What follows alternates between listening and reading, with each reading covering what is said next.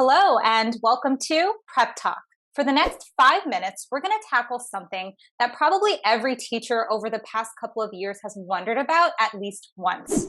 How do you make digital programs work for you? For this discussion, I'm so excited to welcome the amazing and inspirational Madeline Hernandez from Broward School District. Thank you so much for this amazing opportunity. So many educators, right, have had to shift their mindsets and, their strategies and how they're delivering lessons and how they're approaching each day over the past couple of years, especially. For your school, were there any pain points or issues at first? Actually, one of our biggest concerns was in the primary levels. Phonics is so hard to teach in the classroom and in person, and teaching it remotely was going to be a huge hurdle for our teachers. We can't just focus on our low babies. We need to also enrich those high babies and make them go to the next level and to the next level and to the next level. So we need to, we're always having that dance, that balancing act, and teachers need to be recognized for that and actually honored, because it is a very difficult task.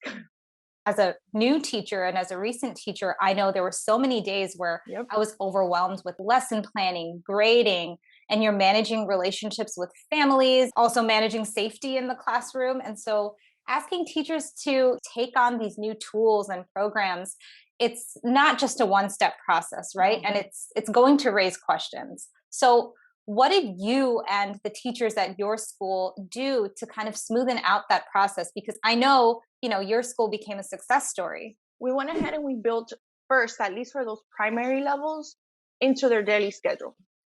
Letting the students engage with the program, the teachers as well, giving them the time in the day for them to explore first. That was huge. We want to make them comfortable. We made it as simple as possible, because one of the things that I always told my administrators, make it simple. Let's not overcomplicate it. So we went ahead and we made it so that it's structured.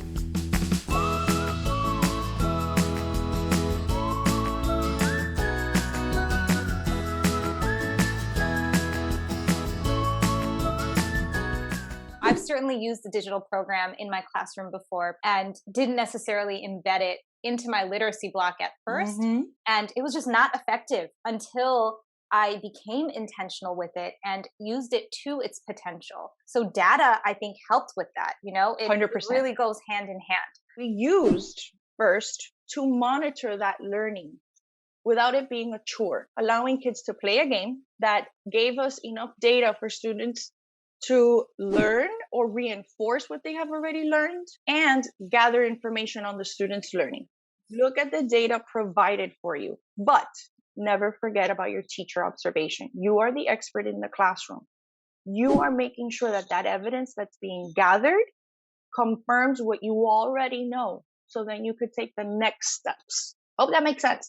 That makes complete sense. And I feel like what you just described is kind of the recipe for optimizing, the technology that's at our fingertips. It has to be intentional. If you're going 100%. To do it right, it's going to work. It has to be intentional. And the students are playing games. It's very authentic.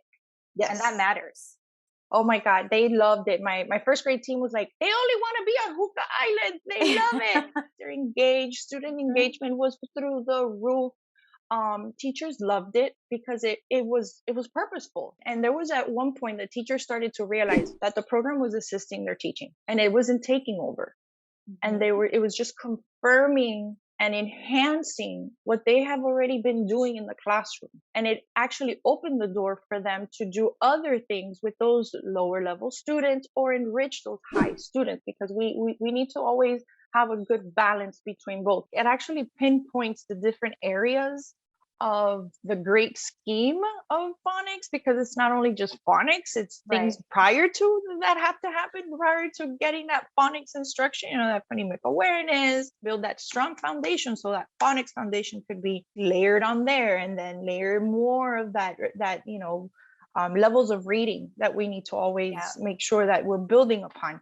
But absolutely, teachers did see the progression, did see the success. Students were moving from one level to the other.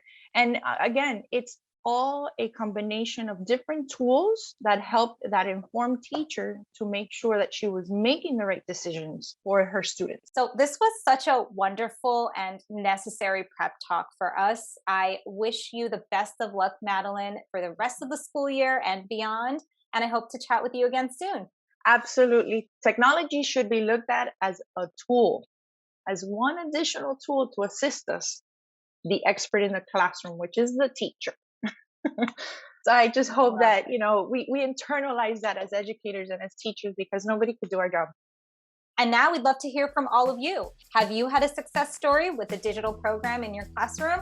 What did you do to make it work? We are genuinely interested in your ideas and your experiences, as are all of the educators watching. So please share in the comments below and join us next time on Prep Talk.